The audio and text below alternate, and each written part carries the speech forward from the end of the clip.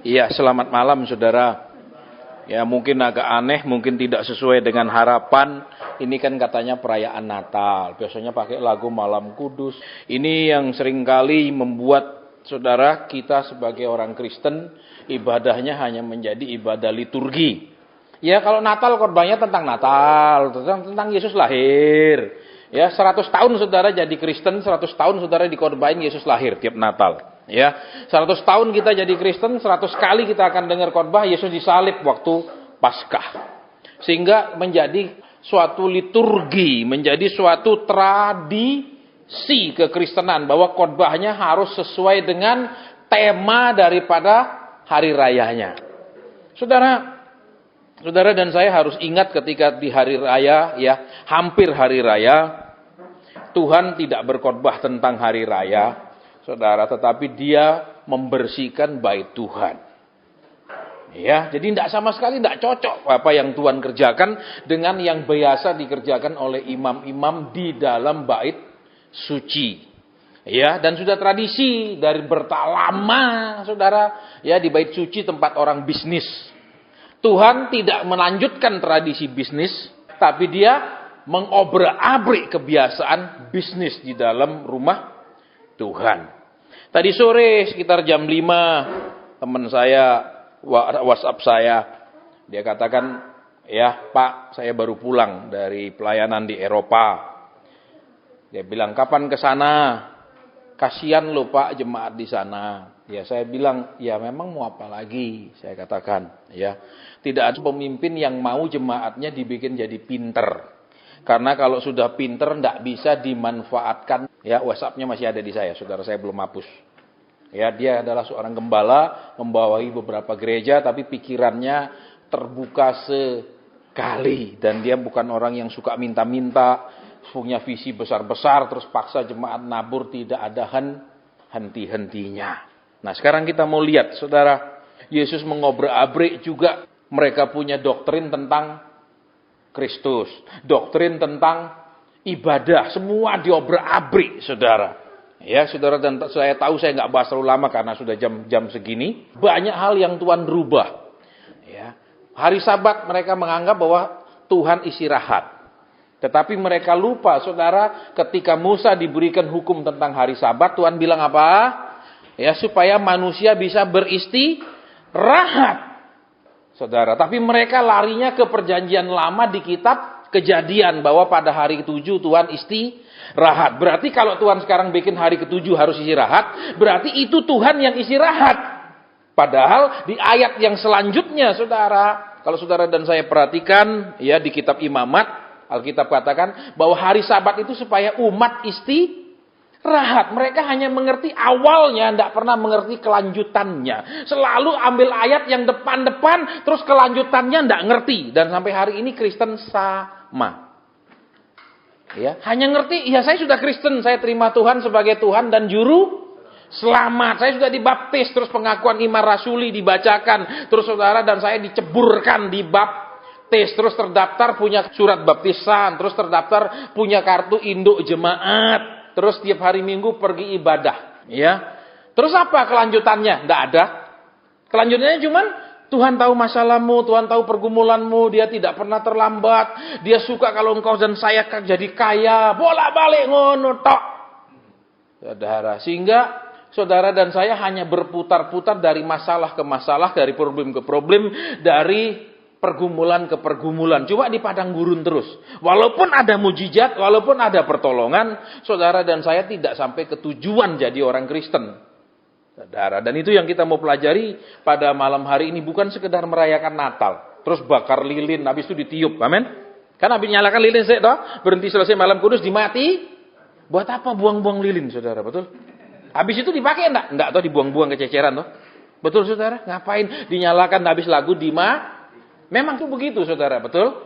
Kenapa? Nyala-nyala waktu nyanyi, betul? Selesai nyanyi, redup lagi, betul? Ya apa ya? Apalagi kalau WL-nya pinter. Mari saudara, katakan, woi, kiri kananmu. Heran saya, saudara, sampai saya masuk pedalaman pelosok sekali, saudara. Ya, itu sama semua cara mimpin pujiannya. Katakan kiri kananmu, berikan salam, 15 orang, di mana-mana sama. Saudara, terus diwajibkan lagi salaman minimal 15 orang. Ya, ini salaman apa? Baik, sekarang kita mau langsung kepada pemberitaan firman Tuhan yang tidak sesuai sama sekali dengan tema Natal. Saudara, mungkin saudara bilang, kenapa begitu? Saya tidak tahu. Ya, selama 1 minggu lebih itu Roh Kudus hanya selalu ngomong sama saya selalu satu kalimat, yaitu pandang kepada Dia, pandang kepada Dia, pandang terus semingguan sampai saya bingung, Tuhan maksudnya apa? Tuhan suruh saya ngomong tentang pandang kepada Dia, pandang kepada Dia. Ya, terus tadi saya doa juga enggak dapat, saudara. Ya, enggak dapat. Kenapa? Tuhan mau ngomong apa sih? Enggak tahu. Ya, pikiran saya tadi kan jam 1-an saya mulai doa, saya jam 3 saya selesai, saya istirahat.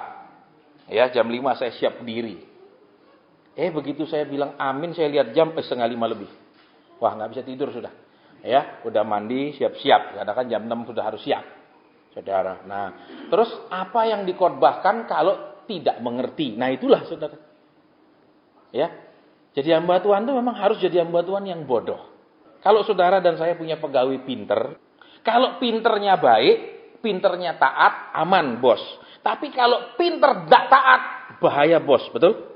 Ngakali, bucui, nipu, betul? Terus kreatif, amin. Misalnya, ya, saya pernah ketemu nota dibikin saudara, nota asli, terus kopinya 3 kopi, masing-masing nota lain-lain. Saudara, nomor sama, nota asli, bawahnya kopiannya yang paling bawah, 3 lain. Karena pegawainya pinter, saudara. Jadi Tuhan tidak butuh orang pinter, Tuhan hanya butuh orang taat. Kalau pinter dia bisa buat, saudara. Kalau taat kita yang harus buat. Ya, baik. Sekarang kita membuka kebenaran firman Tuhan di Yohanes pasal 19 ayat 5 saja. Ya, 1 ayat saja, saudara. Ya. Lalu Yesus keluar, bermahkota duri dan berjubah ungu. Maka kata Pilatus kepada mereka, lihatlah manusia itu. Saudara, kalau saudara pergi ke Yerusalem, ya, kita masuk ke Via Dolorosa, sesudah perhentian yang kedua, saudara akan ketemu satu tiang melengkung yang namanya exe homo, yang diambil dari bahasa Latin, yang diambil dari ayat ini. Ya, lihatlah manusia itu. Karena diperkirakan saudara di stasi yang kedua itu, ya, kan Tuhan dijatuhi hukuman mati di situ. Yang sekarang jadi gereja. Ya, makanya kalau pergi Israel jangan cuma foto-foto. Saudara, saya paling sebel kalau ajak orang mau pergi sana enggak mau dijelasin, saudara. Turun bus langsung, Pak, gini, begitu.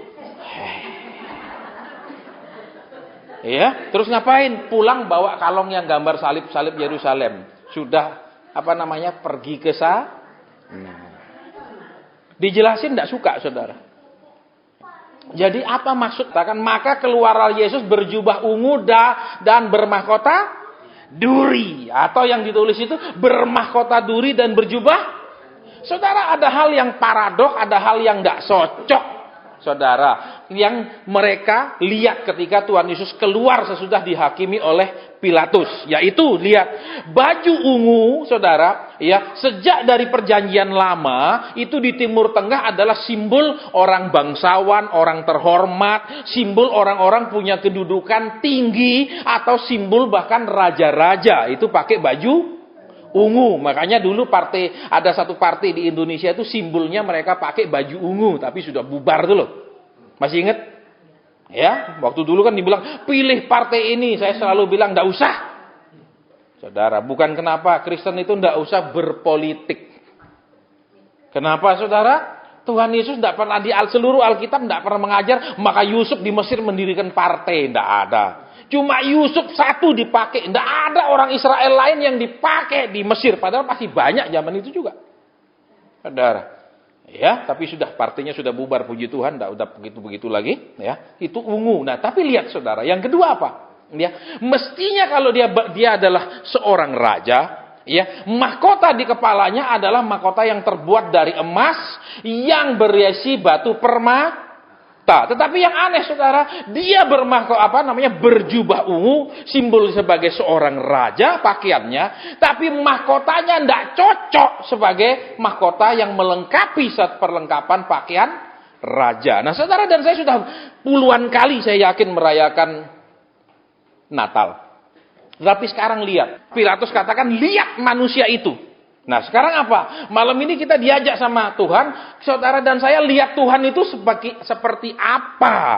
Apa sama seperti waktu orang Israel melihat Yesus yang keluar dari ruang sidangnya Pilatus, berjubah ungu tetapi bermahkota? Saudara dan saya lihat, kita bisa melihat Yesus berjubah ungu. Jubah kan, kalau orang sampai sekarang jubah Timur Tengah itu kan sampai tangannya kan ketutup sampai kaki. Maksudnya apa saudara? Tangannya kita senengi. Kenapa? Dia memberkati kita, menolong kita, membela kita, mengangkat kita. Seneng. Kedua, yang ditutupi oleh jubah hatinya, penuh kasih, ya toh, mengasihi kita. Terus di dalam dia, bahwa itu kita diberikan kehidupan dan lain-lain. Oke lah saudara dan saya seneng ketika Yesus itu kita terima sebagai juru selamat, sebagai penolong, sebagai penyembuh. Yes. Tetapi yang jadi masalah adalah saudara, ya, ketika bicara tentang pikirannya Tuhan, ketika bicara tentang pandangannya Tuhan, ketika bicara tentang pendapatnya Tuhan, ketika bicara tentang rencananya Tuhan, saudara dan saya tidak menghargainya. Saya ulang kembali.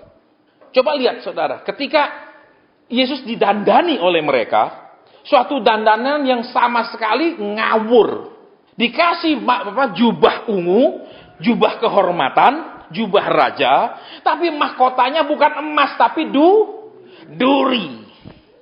Jadi, saudara dan saya terima Tuhan sebagai Tuhan, iya. Sebagai juru selamat, iya. Sebagai penyembuh, iya. Sebagai penolong, iya. Tetapi lihat, rencana Tuhan dalam hidup kita belum tentu kita senangi.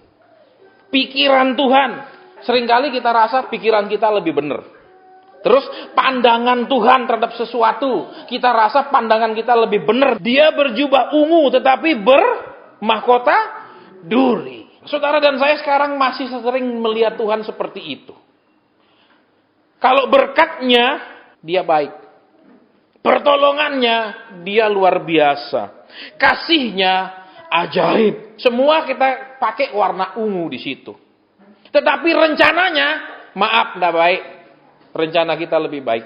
Pikirannya tidak sesuai pikiran kita. Pikiran kita rasanya lebih baik juga. Terus pandangannya dia, rasanya pandangan kita lebih benar dari pandangannya dia. Saya kenal satu orang. Belasan tahun lalu ketika saya ketemu, tiba-tiba Tuhan katakan, jangan tinggalkan Indonesia, pindah ke negara itu.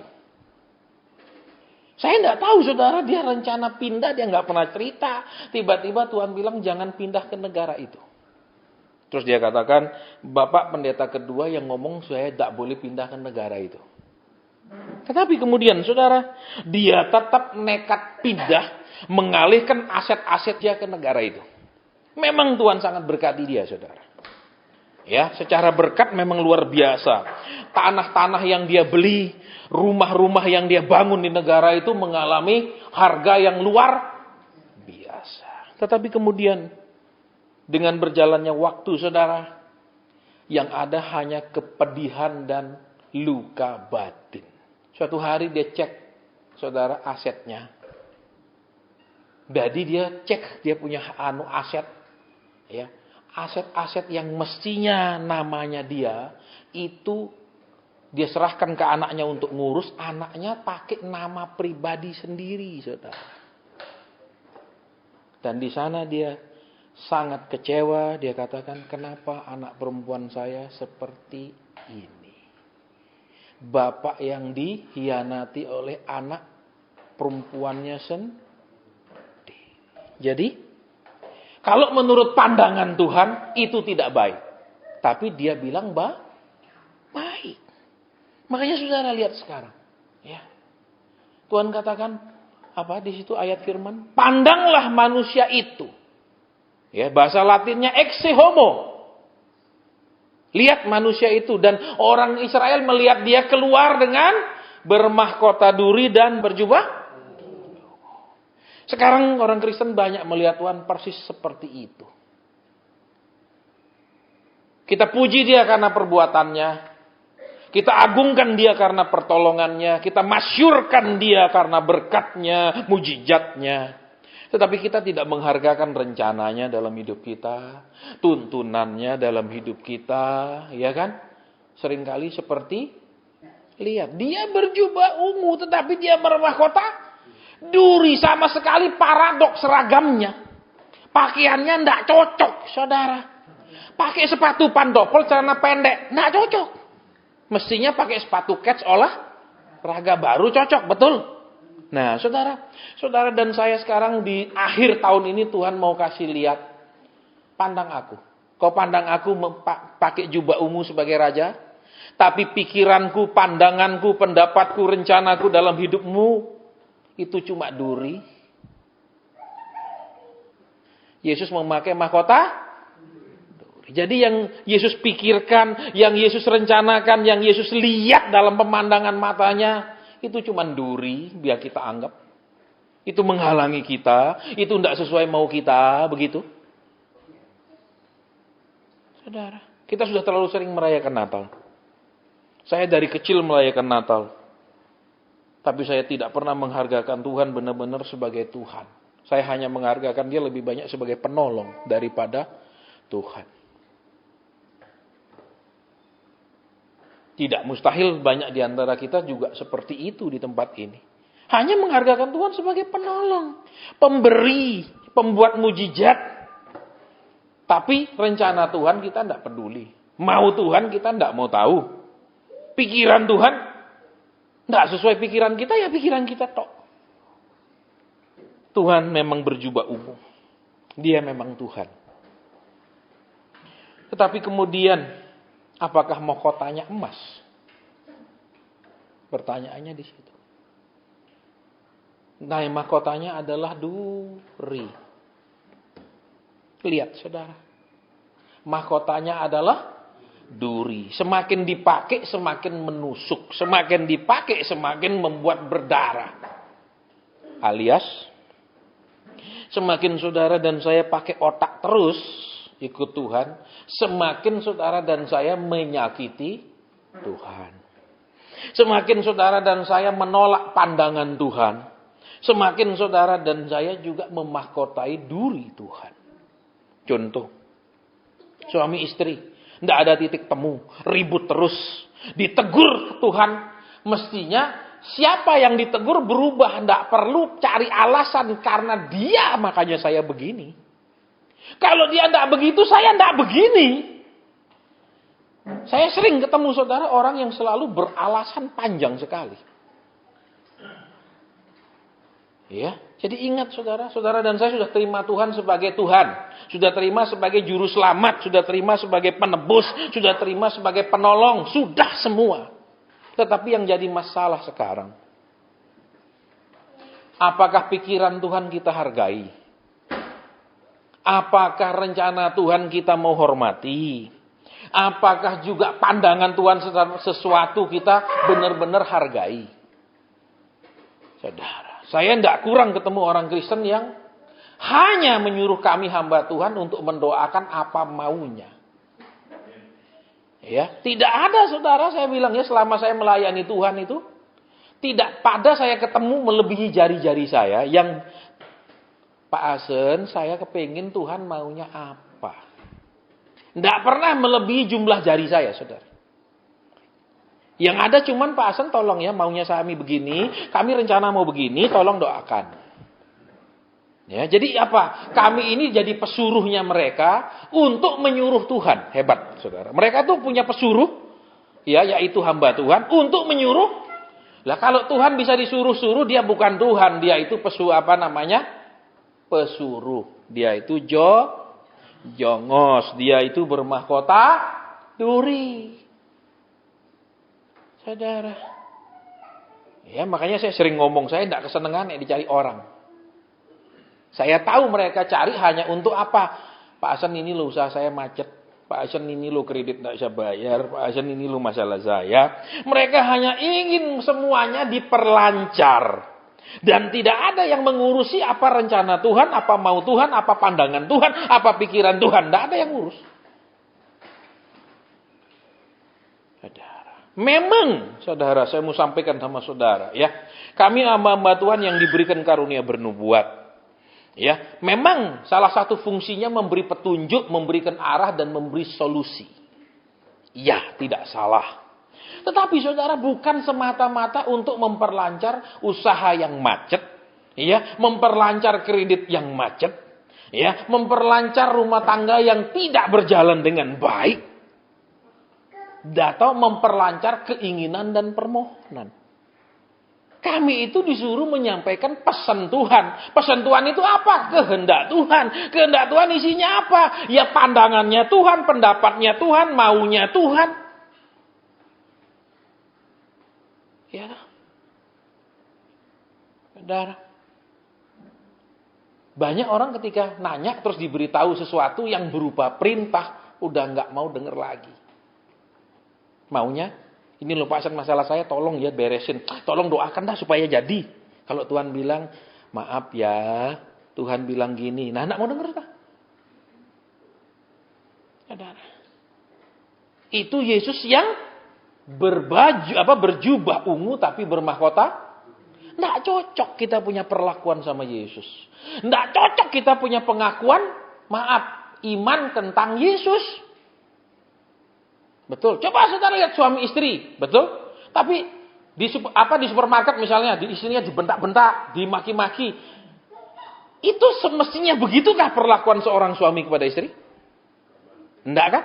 Walaupun memang di kartu keluarga istri kan statusnya betul, suami, betul.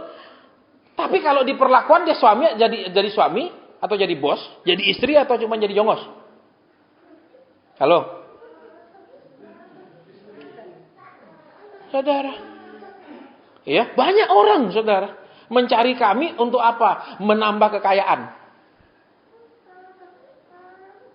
Bisa hamba Tuhan membuat orang jadi kaya? Bisa. Ada tertulis di Alkitab. Kami memperkaya banyak orang, kata Rasul Paulus. Hamba-hamba Tuhan memang juga dipakai untuk membuka, saudara, iya, pintu-pintu harta kekayaan. Betul? Iya, ada ayatnya. Tetapi bukan hanya itu, saudara. Bukan hanya itu. Kekayaan Tuhan, ya Tuhan berjubah ungu, kasih kita. Tapi kalau teguran Tuhan, tak kasih mahkota duri dia.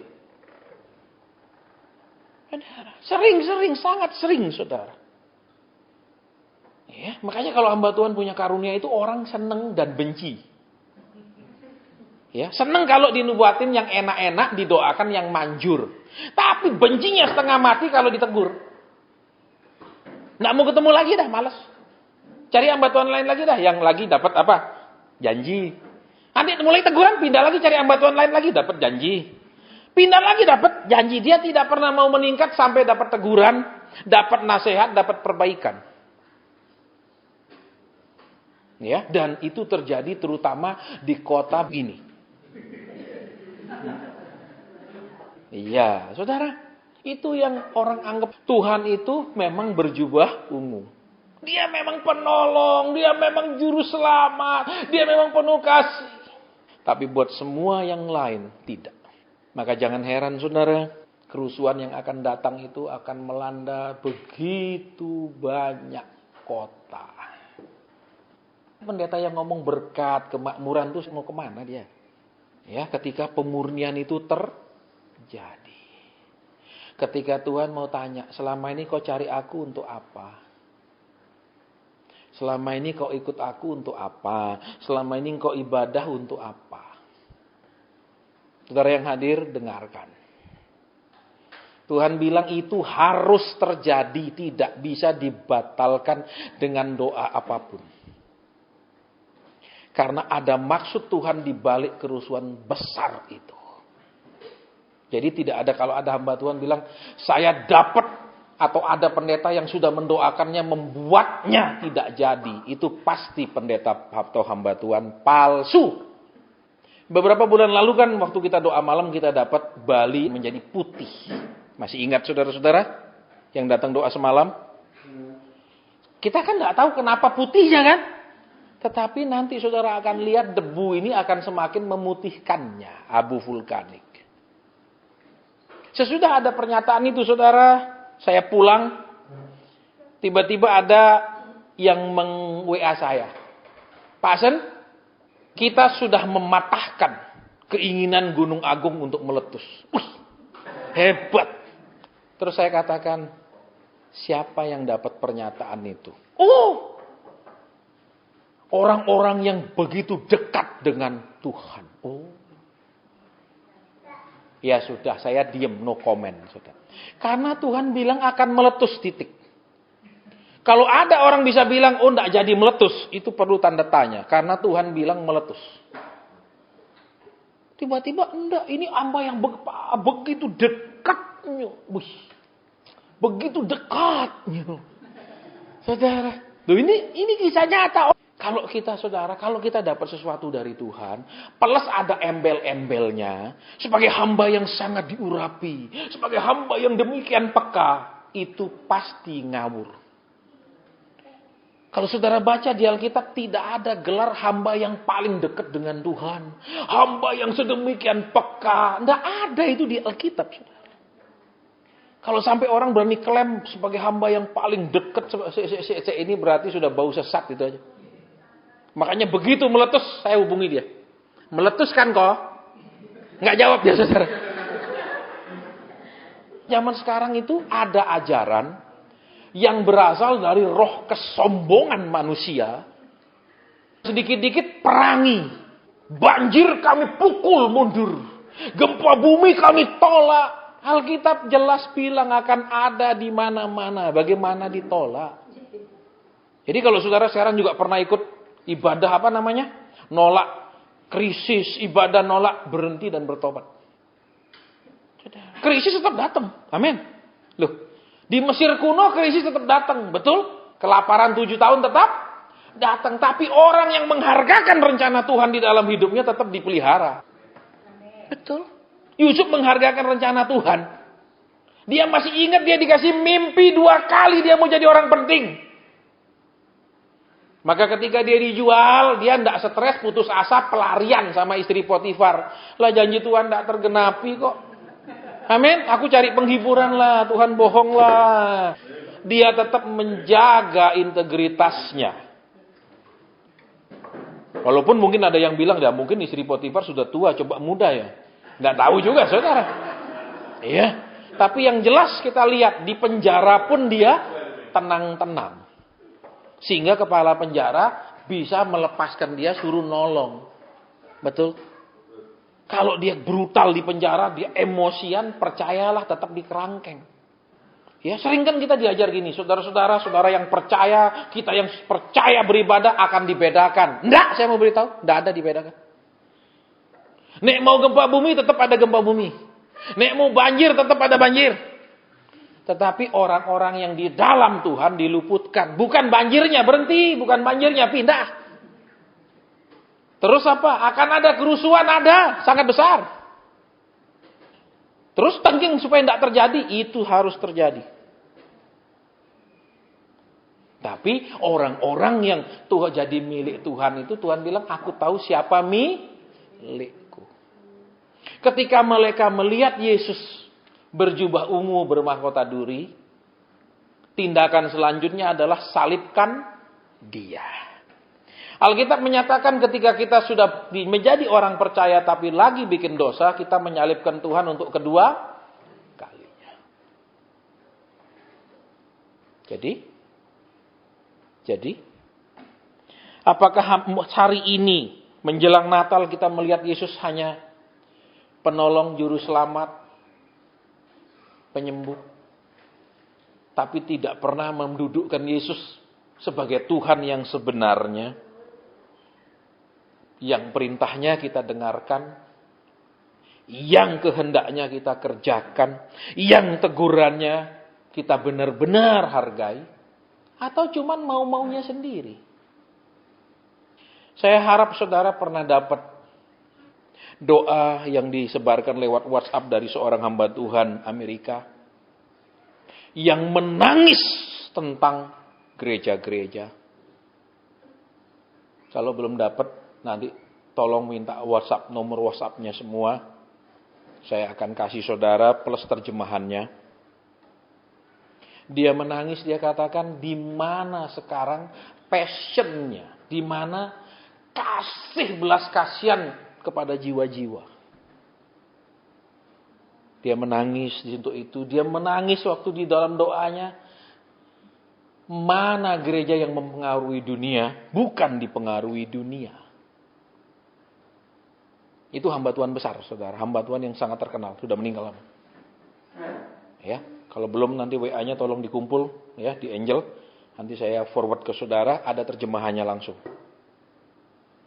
Ya, supaya kita mengerti, saudara, kekristenan kita ini belum seperti yang Tuhan kehendaki. Kita hanya cari Dia untuk mempermulus maunya kita. Tidak beda waktu saudara dan saya belum percaya Tuhan. Datang itu hanya minta diusaha, diperlancar, rezeki diperbanyak. Amin. Tidak beda walaupun sudah Kristen. Cuman bedanya nggak pakai begini-begini, nggak pakai bakar-bakar. Sekarang pakainya ngasih-ngasih. Gitu loh. Tidak ada bedanya. Betul, intinya sama. Jadi yuk sekarang. Kalau Yesus memang berjubah ungu, kiranya dia juga bermahkota emas. Hargakan pendapatnya, tegurannya, nasihatnya, rencananya.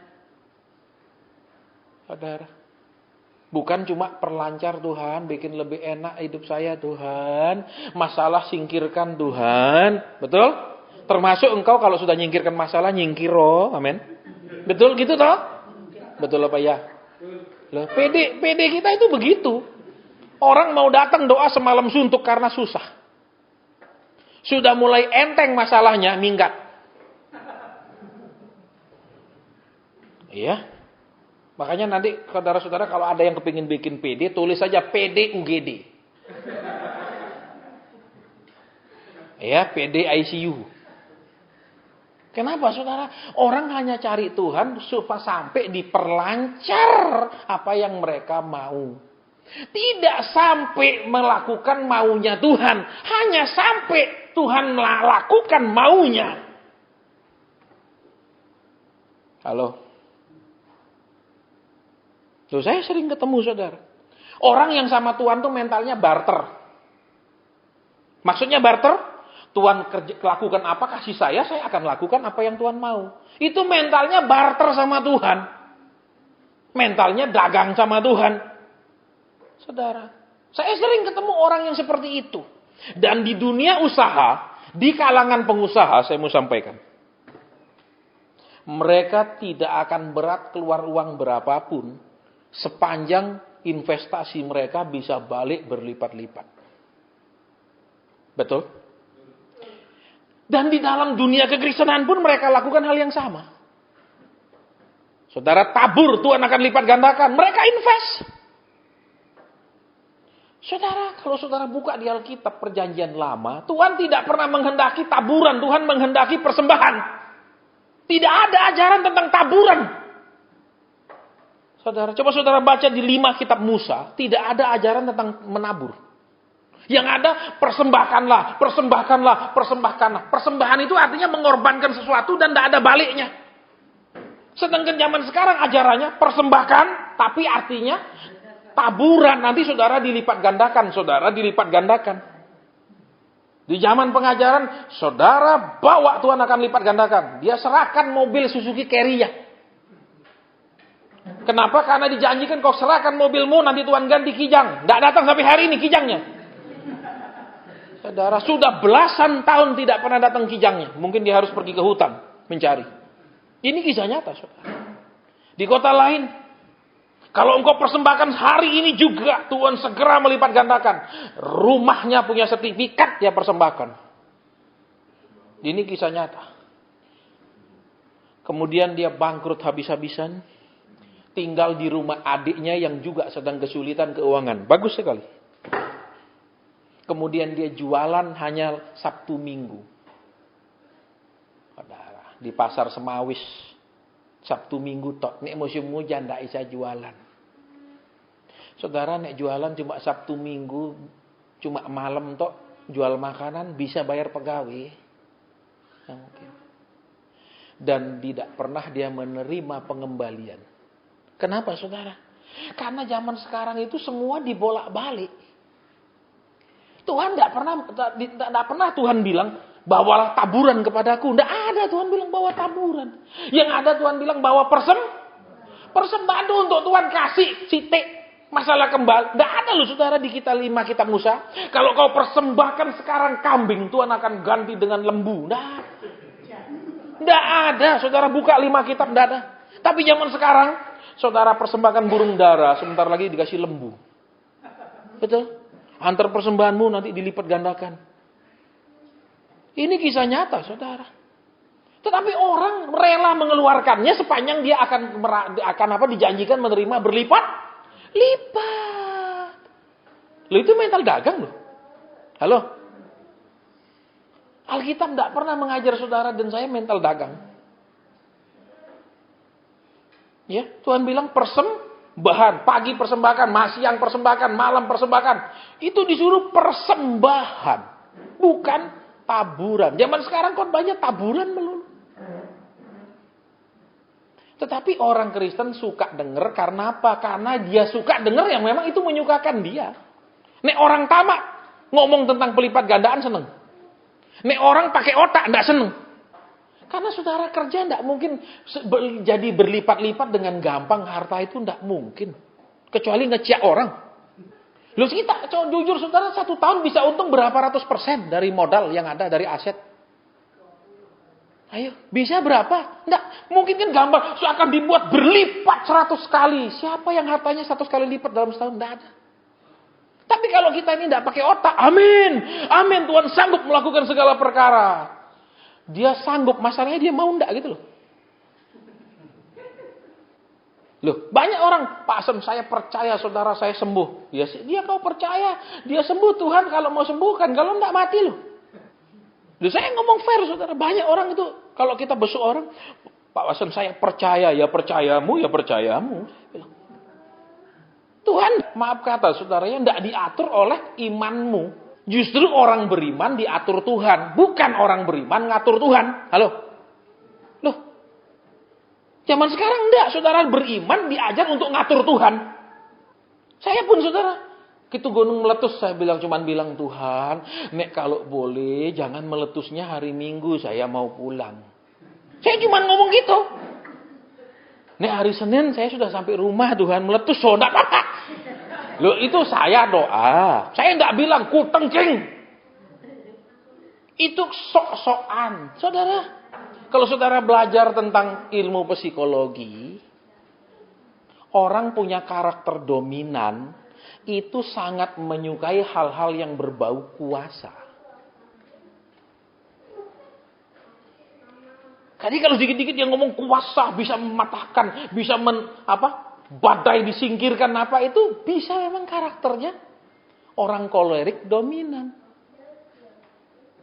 Halo? Bukan karena memang Tuhan pakai dia, tapi karakter dasarnya orang kolerik dominan menyukai hal-hal berbau kuasa. Nanti orang pragmatis menyukai hal-hal berbau apa, itu ada semua, saudara. Ya, jadi yuk sekarang, saya tidak perpanjang sudah malam. Apakah Yesus yang di hadapan kita sekarang adalah Yesus yang siap kita salibkan kembali?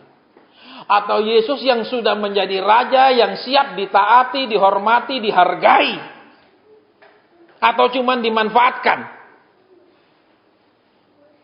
Tuhan bikin saya kaya. Tuhan toko saya biar tambah besar. Tuhan aset saya biar tambah banyak. Tuhan rumah saya biar tambah besar. Tuhan mobil saya biar tambah mewah. Jenis Tuhan itukah yang dia Kristus? Halo? Jenis itukah Tuhan yang namanya Yesus? Bahkan ketika ada satu orang bilang, "Guru, beritahu saudaraku supaya dia membagi warisan." Tuhan bilang, "Iya, aku akan beritahu saudaramu. Aku akan bikin dia sadar." Tuhan ternyata menolak ngomong-ngomong masalah itu, betul?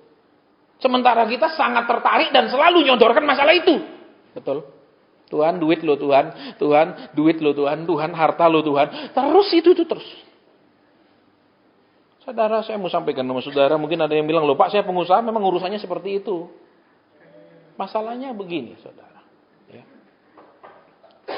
Selama saudara dan saya terus-menerus memperlakukan Yesus memang berjubah ungu, tetapi bermahkota duri, maka hidup kita hanya akan terus-menerus melanggar firman Tuhan. Hidup kita terus-menerus menyalibkan Kristus, padahal dia sudah turun di kayu salib. Dan sekarang Tuhan bilang apa? Pikulah salibku. Giliran, halo? Kita bilang Tuhan, tidak usahlah, mumpung kau sudah terlanjur pikul aja terus, amin. Ya, halo? Saudara. Ya. Jadi, saudara dan saya akan melihat akan ada tsunami banyak. Ya, masih akan ada banyak malapetaka yang harus terjadi. Termasuk gempa Laut Jawa yang aneh yang tahun lalu pertama kali terjadi. Di Laut Jawa tidak ada patahan. Tetapi bisa gempa dan itu sudah terjadi. Dan kalau ada tsunami di Laut Jawa, berarti itu sekian banyak yang akan kena. Dan gunung sudah meletus. Sesudah gunung meletus ada tsunami besar. Ingat, jangan tengking tsunami-nya. Yang ada cuma tetap di dalam Tuhan.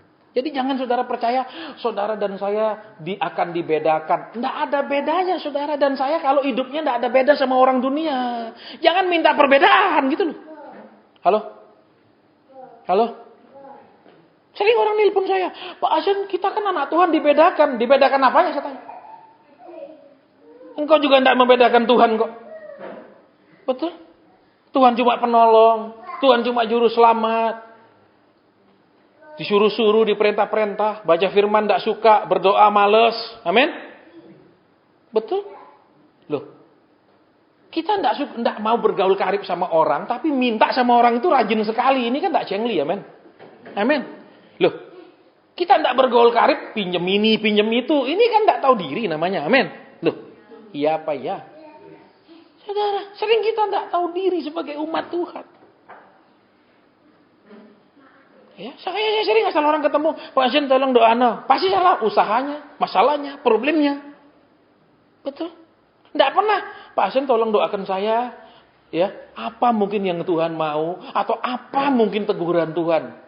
Itu langkahnya minta ampun, saudara. Yang banyak, tolong doakan ya Pak Asen utang saya, tolong doakan kredit saya.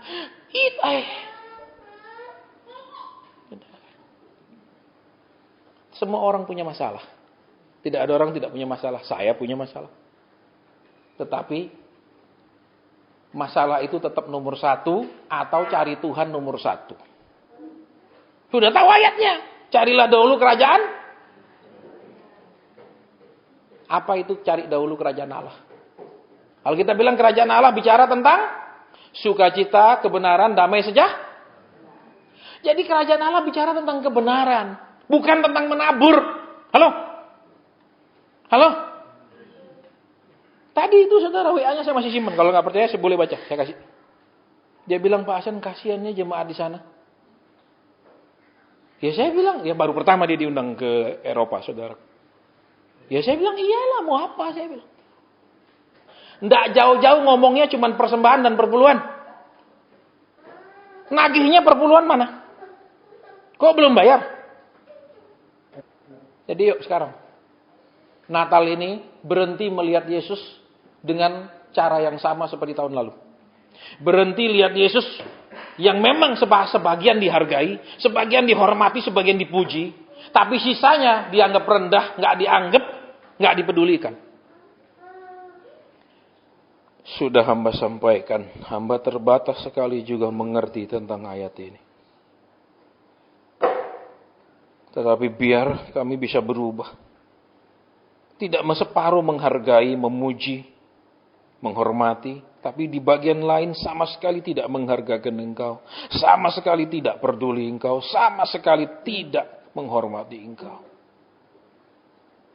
Biar di Natal ini menjadi Natal terakhir kami untuk memperlakukan Tuhan seperti itu. Biar di dalam segala hal kami menghargakan Tuhan. Biar di dalam segala hal kami menghormati Tuhan. Biar di dalam segala hal kami meninggikan Tuhan. Terima kasih. Mungkin ada yang Bapak ingin sampaikan di tengah-tengah kami, silahkan. Kalau engkau rasa cukup hanya lewat firman untuk kami renungkan, kami dengarkan, dan kami kerjakan, hamba berhenti supaya tidak ditambah, tidak dikurangi. Bukan untuk menyenangkan manusia, tapi menyenangkan Tuhan yang menjadikan kami umat Tuhan. Amin. Saudara, saya mendengar satu kata, lidah. Lidah. Satu, memang punya sakit di lidah. Kan salah satu orang kaya Indonesia mati karena kanker lidah. Bisa lidahnya sakit. Yang kedua, lidah. Lidah. Berarti perkataan-perkataan yang menyakitkan, perkataan-perkataan yang tidak membangun, perkataan-perkataan yang seperti caci maki dan lain-lain. Di sini ada wanita, ada ibu yang hadir, yang lidah suaminya perlu didoakan. Saya tidak lihat orangnya, karena lidah suaminya itu banyak caci maki. Saya nggak tahu suaminya ada di sini atau tidak, itu supaya lebih netral. Tapi lidah suaminya itu perlu didoakan supaya tidak jadi lidah yang berbisa, tapi lidah yang bikin istrinya senang gitu loh. Kalau kita hamba Tuhan biasa khotbah, nggak usah peka, nggak usah puasa, nggak usah doa jam-jam. Bisa lihat si istri diperlakukan suami baik atau enggak, lihat mukanya ketahuan. Lihat gini aja, oh dia baik pasti suaminya. Ini nggak bisa disembunyikan, saudara, ini sinar mata nggak bisa sembunyi. Nah, sekarang saya mau doa buat istri-istri yang lidah suaminya terlalu menyakit. Kalau dulu saya tunjuk-tunjuk loh di gereja. Ini Pak Tobing tahu sama Bu Ratna, masih saya sering khotbah di gereja, tak tunjuk-tunjuk dari mimbar. Sekarang sudah tidak boleh. Kita mau berdoa buat lidah-lidah suami yang terlalu tajam. Lidah suami yang menyakitkan. Lidah suami yang banyak caci maki. Saya nggak tunjuk, saudara. Karena sudah tidak boleh tunjuk sejak 2002. Yuk kita doa. Bapak Surgawi, kami mau berdoa. Engkau tahu ada ibu-ibu yang datang, ada istri-istri yang suaminya lidahnya tajam, lidahnya menyakitkan, lidahnya ada keluar caci maki. Kami mau berdoa buat lidah suaminya. Tuhan yang memberikan sanggupan untuk menahan lidahnya, untuk mengatakan kata-kata yang tajam, menyakitkan itu, kata-kata yang caci maki itu, tapi keluar kata-kata yang baik, keluar kata-kata yang membangun, keluar kata-kata yang menyukakan. Kau sanggup merubahnya. Engkau yang menciptakan lidah, dan kau sanggup merubahnya. Jadikan lidah ini untuk mempermuliakan Tuhan, lidah menyenangkan istrinya dan anak-anaknya. Saudara, saya mendengar kata mobil suami, mobil suami. Terus saya tanya, mobil apa, kenapa dia Tuhan? Tidak ada jawaban. Tapi istrinya ngomong, mobil suami, mobil suami. Nah, kemungkinannya satu ya. Mungkin istrinya ini, Tuhan kasihlah suamiku ganti mobil.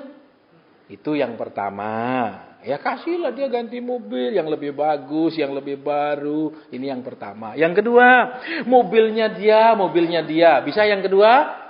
Tuhan, nek mobilnya dia beli, ndak mikir, ndak setuju, aku setuju. Nek aku minta, waduh, misalnya. Itu yang kedua. Oke, sekarang saya mau tanya. Saudara, yang punya beban untuk mobil suami, mana orangnya? Tolong angkat tangan.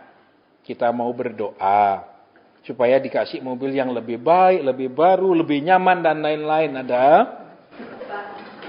Pagi-pagi kan Pak Topi mengeluarkan mobil dari garasi. Ternyata itu harganya dekat, jadi nabrak. Baik, ada lagi? Mobil suami, ada? Yang ingin suaminya dikasih Tuhan mobil yang lebih. Tidak ada? Loh. Alkitab dengan jelas katakan doa orang benar besar kuasanya. Kalau saudara minta mobil belum tentu dikasih Tuhan. Tapi kalau Tuhan bilang aku mendengar istrinya ingin suaminya punya mobil, beda loh. Itu tidak sama ketika kita berminta. Siapa orangnya? Ada? Tidak ada?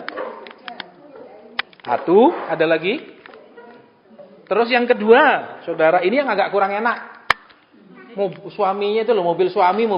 Maksudnya, nek dia beli mobil sih, dia aja enak beli misalnya. Tapi mungkin istrinya kepingin dibeli no mobil, atau istrinya juga kepingin. Tapi suaminya ndak keluar-keluar duit.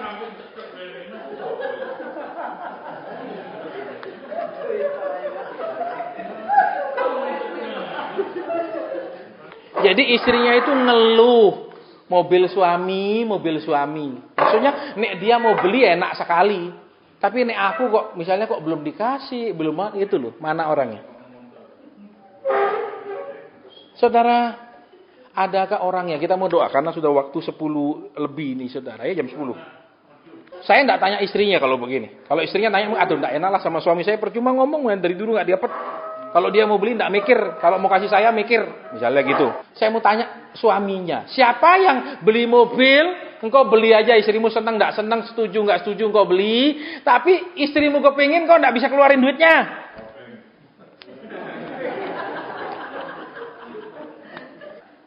Terserah. Habis ini saya enggak mau melayani, saya mau pulang, saudara, terserah. Jangan habis ini terus cari saya yang tadi Pak Asen, no.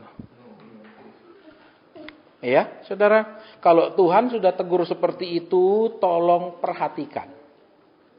Saya pernah saksikan sama saudara, ada satu pabrik. Ketika saya ketemu, Tuhan bilang, belikan istrimu Mercy. Istrinya bilang, Pak Asen, 30 tahun saya nikah. 30 tahun lalu dia bilang, dia mau belikan saya Mercy 10. Sudah jadi mak-mak, tidak pernah belikan. Saya tidak tahu saudara, karena tumben dia hadir di tempat kita persekutuan dan langsung Roh Kudus ngomong kasih tahu dia belikan Mercy. Ternyata dia janji memang sama istrinya 30 tahun lalu Mercy. Saudara, tapi dia tetap tidak mau belikan walaupun sudah diingatkan. Terus salesnya keliling ke kota. Pulang tidak ada satu sales yang mendapatkan satu orderan. Kok tidak ada satu pun ya yang ada orderan bulan ini. Terus saya tanya, sudah lakukan yang Tuhan suruhkan? Belum. Karena dia pikir mental dagang loh. Aku tidak nurut, ini sales semua pulang kosong. Terus dia bilang, baik aku belikan inden. Salah satu jenis Mercy. Baru dia inden saudara. Orderan masuk segitu besar. Dari untungnya tidak sentuh 1 rupiah pun modalnya. Mercy tambah mobil-mobil box. Dan sekarang pabriknya sudah jadi 2. Jadi saudara, Tuhan ingatkan, kalau engkau mau beli kesenanganmu, engkau beli. Tolong perhatikan. Ya, saya pernah saksikan juga di sini. Ketika saya ketemu, Tuhan kasih saya lihat gelang berlian 2 baris. Saya sampaikan sama dia, maaf ya kok. Tuhan bilang belikan istrimu gelang berlian 2 baris. Istrinya bilang, Pak Asen kok tahu? Saya minggu lalu memang kepingin gelang berlian itu. Maaf, punya suami kaya belum tentu istri nikmati, saya mulung. Ya, punya suami banyak uang belum tentu istri ikut nikmati. Bisa meditnya luar biasa, bisa hitungannya luar biasa. Alasannya lebih enak kita putar terus kebanyakan main odong-odong dulu. Betul? Kemudian saya bilang sama dia, Tuhan bilang belikan istrimu. Tapi harganya sekian. Sebelum berangkat dia bilang, Pak Asen, saya mau taat, saya mau pergi belikan dia. Ya pergilah belikan. Belikan pulang. Selesai urusan, tidak lama berapa bulan tidak hubungi saya. Kemudian hubungi saya, Pak Asen, saya dipanggil Papa. Terus? Papa kasih saya 8 perusahaan. Tuhan mengatakan, pandangan Tuhan terhadap engkau secara pakai uang. Lain loh saudara. Kalau istri pergi PD terus dia naik mobil sendiri, dia bilang dibelikan suamiku. Bangganya lain. Jangan, saya bangga loh punya suami yang menjadi beban doa saya. Iya, berat badannya sama dengan beban saya gitu. Kan cilaka. Jadi tolong sekarang perhatikan ya. Tahun ini saudara, perhatikan keinginan istrimu. Kasih seneng dia juga dengan yang dia mau. Terus kalau belikan gimana? Anak yang taat. Anak yang bisa diatur uangnya, Tuhan bisa percayakan lebih uang. Tapi kalau begitu dipercaya uang, tidak bisa diatur. Tidak usah kasih lebih banyak. Betul. Satu orang pembangun perumahan. Saya cepat sedia. Ketika saya ketemu, Tuhan bilang, ganti mobilmu sama Lexus. Hah, Pak Asen, Lexus 1 miliar lebih loh. Saya masih ada pinjaman bank. Saya bilang, saya tidak tahu. Tuhan bilang Lexus jelas sekali L miring. Iya sudah Pak Asen, saya taat. Dia beli Lexus. Temannya bilang, yang Lexus tipe ini aja. Yang ini, yang lebih murah. Enggak. Naik Lexus jemput saya. Sudah beli loh Pak Asen, sudah taat. Bagus loh orang taat. Bukan suruh beri kita loh. Kalau pendeta bilang beri dia, jangan saudara taat. Percaya itu bukan dari Tuhan, saya mau bilang. Pendeta enggak pernah disuruh nodong-nodong orang. Itu enggak ada. Kemudian, saudara, Tuhan mulai kasih tahu dia penglihatan-penglihatan. Untuk dia punya proyek-proyek perumahan. Dan nilai proyek perumahannya itu kemudian naik. Terus ketemu lagi Tuhan bilang apa? Tanya istrimu ya. Tuhan bilang istrimu kepingin mobil Lano. Tanya aja kalau enggak percaya. Tanya, bener Pak Asen? Beli no. Sekarang dia adalah pengusaha yang patut diperhitungkan. Bukan untuk kasih kita loh, saudara tolong perhatikan ya. Jangan percaya nek suruh kasih hamba Tuhan. Yang pertama Tuhan suruh itu urusannya siapa? Keluargamu dewe. Jangan begitu bilang hamba Tuhan gampang kasih. Nek istri, loh kalau istri tidak kembali 100 kali lipat, hamba Tuhan kembali. Ini parah otaknya. Iya. Saudara, jadi tolong saya minta ya, saudara. Kalau saudara mau lihat Tuhan itu membuktikan bahwa kalau engkau taat, engkau turuti, engkau pegang uang bisa diatur uangmu, Tuhan bisa mempercayakan Saudara invest buat istri ruginya apa? Memang roh medit pasti rugi, ya men? Roh medit pasti mending diputar uang ini. Lah itu makanya anak-anakmu jangan suka main odong-odong, muter-muter gini sudah akibat. Ayo, suami yang merasa tolong bertobat. Doa laki-laki itu Tuhan bilang, hai suami kasih istrimu supaya doamu tidak terhalang. Tapi Tuhan tidak pernah bilang, hai istri hormati suamimu supaya doamu tidak pernah terhalang. Tidak ada kalimat itu.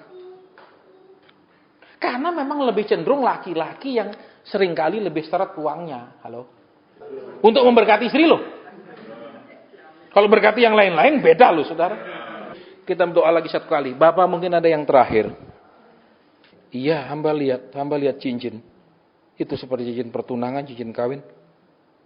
Apa maksudnya? Kenapa cincinnya Tuhan? Hamba lihat jelas itu cincin. Amin. Saya melihat cincin. Ya, cincin emas ada permata. Terus jual. Saya mau tanya. Siapa di sini yang pernah mengalami di proses Tuhan, mengalami kerugian, mengalami apa, sampai cincin pun pernah jual. Perhiasan pernah jual. Saya mau berdoa supaya itu dikembalikan semua. Berdiri di tempat sekarang, kita mau doa. Ya, taruh tangan di dada kita mau doa. Hanya yang buat cincin itu saja, cincin saja, jangan yang lain-lain ya. Yang terpaksa jual perhiasannya itu saja. Yang berdiri, yang lain jangan. Kita mau doa. Bapak engkau tahu ada perhiasan yang harus dijual. Ada milik yang pernah dimiliki tapi kemudian harus dilepaskan. Sekarang kami mau berdoa buat pemulihan.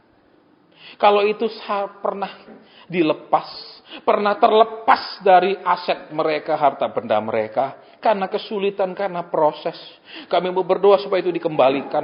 Bukan hanya dikembalikan, tapi juga dikembalikan berlimpah-limpah. Bukan hanya dikembalikan 1, bukan hanya dikembalikan 2, tapi dikenyangkan dan dipuaskan dengan kebaikan Tuhan. Supaya semua yang dimakan belalang pelahap, belalang pengerik, belalang pelompat, semuanya dipulihkan. Dalam namamu kami sudah berdoa, bersyukur, berterima kasih. Haleluya. Amin. Silakan duduk. Saudara, saya rasa mau berhenti, tapi Tuhan masih suruh saya ngomong. Di sini ada keluarga yang HP anaknya itu sudah waktunya diganti. HP anaknya sudah waktunya diganti. HP-nya mau wis model lawas. HP-nya sudah saatnya masih baik, bisa dipakai, tapi harus diganti. Mana orangnya? HP-nya sudah Android kayaknya, karena layarnya sudah lebar. Ayo lebih cepat kalau bisa, supaya kita tidak terlalu malam pulang. Ada HP anak yang perlu diganti.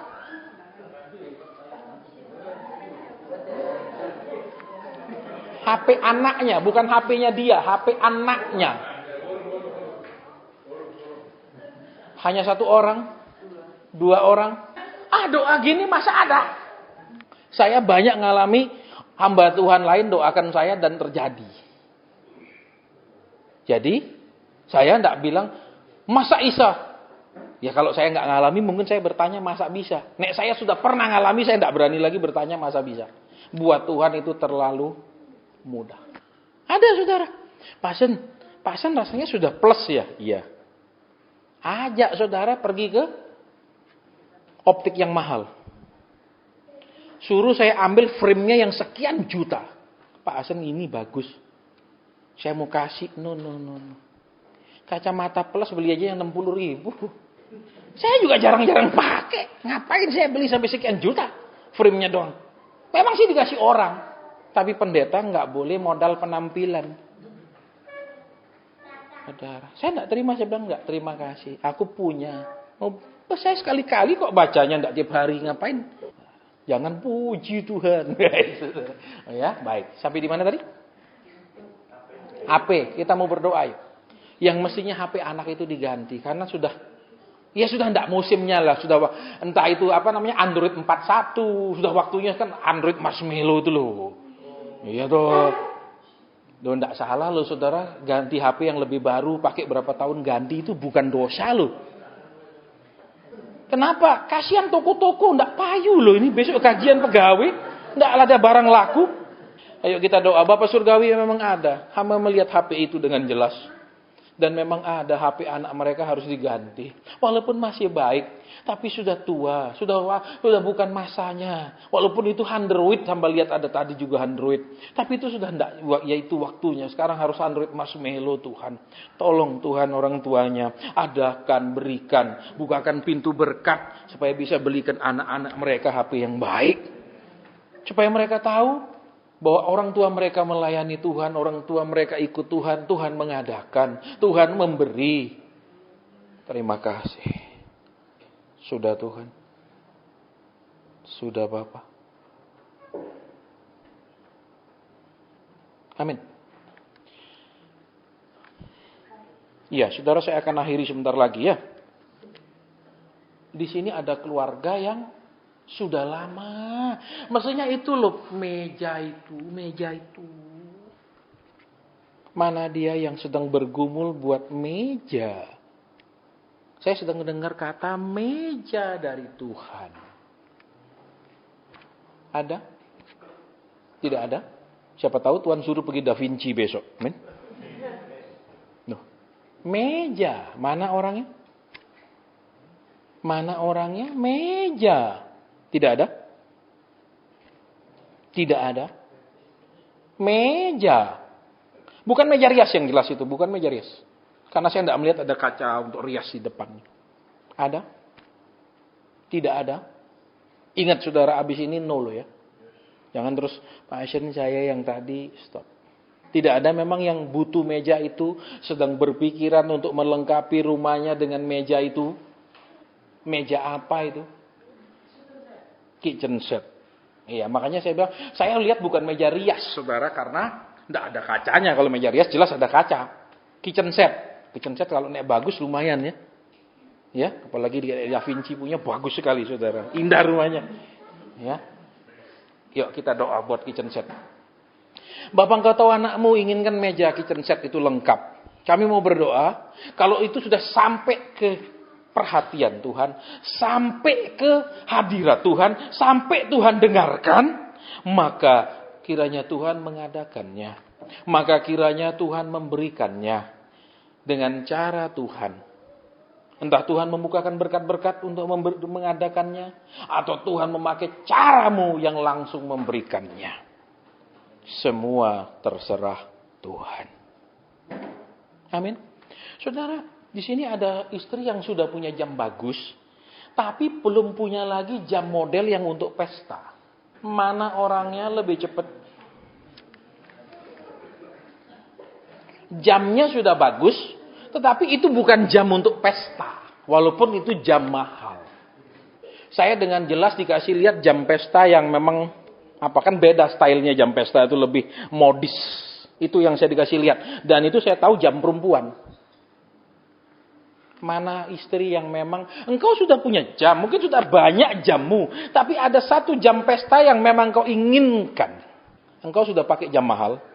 Karena jam mahalmu itu tidak untuk jam pesta. Contoh, saudara pakai Rolex. Rolex itu bukan jam pesta. Karena jam pesta itu kan mesti yang stylish, yang gimana, walaupun misalnya seperti apa, GC, apa yang kan itu loh. Walaupun itu murah, tapi itu untuk pesta. Mana sih orangnya? Masa saya harus tunjuk, saudara? Tidak ada ngaku? Iya, kalau nggak ada selesai, saudara ya. Dan jam yang sekarang kau pakai pun saya lihat. Tapi kalau engkau tidak mau ya sudah. Karena sudah 2002 saya udah nggak boleh tunjuk-tunjuk orang. Tidak ada. Memang tidak ada ingin jam yang modis itu. Atau mikir gini, ya saya angkat tangan paling tidak dikasih juga sama suami saya. Ya memang susah saudara ya. Suami kaya belum tentu istri ikut Ya itu. Mertua kaya pun belum tentu istri ikut menikmati. Saudara. Ya memang sulit saudara ya. Walaupun tidak bikin perjanjian harta terpisah, tapi pemakaian benar-benar dipisahkan, betul? Hanya suami yang boleh, betul, istrinya tidak boleh. Itu. Yang di belakang tidak mau ngaku ya. Baik, saya nggak doakan kalau tidak mau ngaku. Sudah Bapa, sudah Tuhan, hamba lihat jam itu, tapi dia tidak mau ngaku. Hamba lihat yang dia pakai juga, yang sekarang malam ini, tapi dia tidak mau maju, dia nggak mau. Iya, saudara sudah 10:30 ya. Saya rasa kita harus akhiri, walaupun memang ada beberapa hal yang masih mau disampaikan, tapi banyak kali kita tidak terbiasa dengan ibadah seperti ini. Butuh adaptasi, butuh keterbukaan supaya ketika Tuhan melawat kita punya respon. Tapi jangan bilang, alah percuma lah Pak, udah lama saya kepingin tapi udah jadi nggak kepingin dah. Ya, karena kan suaminya masih jadi suami batu, ngerti saudara? Di Fantastic Four itu kan ada manusia batunya satu. Tahu toh manusia batu Fantastic Four? Saudara doakan dia, Tuhan masa sih suamiku ini salah satu dari Fantastic Four. Itu saudara. Walaupun dulunya rasanya bener-bener fun deh sama dia. Ya tapi ini, waduh. Koming, tutup. Ini pendeta. Ini evangelis, jadi kalah pangkat saya. Harus ditutup pendeta penuh.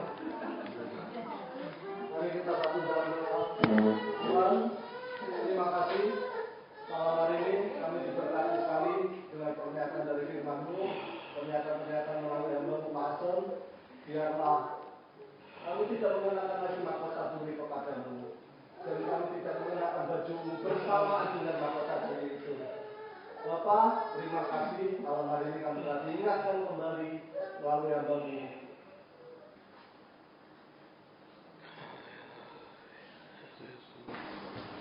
Bapak, kami sangat berterima kasih dan sangat bersyukur kepadamu. Malam hari ini kami didewasakan dengan firman-Mu yang sudah disampaikan oleh anak-anak Pak Asen, bahwa Natal yang sesungguhnya adalah ketika kami membuka hati kami dalam relung hati kami yang paling dalam, dan kami buka hanya untuk Engkau Yesus. Dan Engkau lahir di dalam setiap hati kami menjadi bayi, menjadi dewasa, semakin hari menjadi dewasa, dan kami semakin disempurnakan, didewasakan di dalam firman-Mu, dan kami boleh melakukan firman-Mu itu hari lepas hari. Disitulah Engkau melihat kami memahkotai Engkau dengan mahkota kemuliaan. Kami memahkotai Engkau dengan mahkota emas, ketika kami melakukan firman-Mu dengan kesungguhan hati. Ketika hati kami fokus hanya untuk Engkau. Itulah sesungguhnya Natal yang terjadi, yaitu Engkau lahir di dalam setiap kehidupan kami. Engkau mengatur setiap kehidupan kami, karena hati kami boleh diatur dan boleh dibentuk oleh Engkau sendiri. Terima kasih Bapa, malam hari ini kami merasa diberkati luar biasa oleh firman-Mu, dan kedepannya hari demi hari, tahun demi tahun, kami tidak akan pernah lagi memahkotai Engkau dengan mahkota duri itu, tapi kami boleh memahkotai Engkau dengan mahkota emas, mahkota di mana kami memuliakan Engkau, di mana kami menyembah, memuji, dan meninggikan nama-Mu di dalam setiap tingkah laku kami. Terima kasih Bapa, malam hari ini kami bersyukur dan kami mau satukan hati, kami mau mengangkat tangan di hadapan-Mu. Yesus Kristus dan Roh Kudus yang berkata, Amin.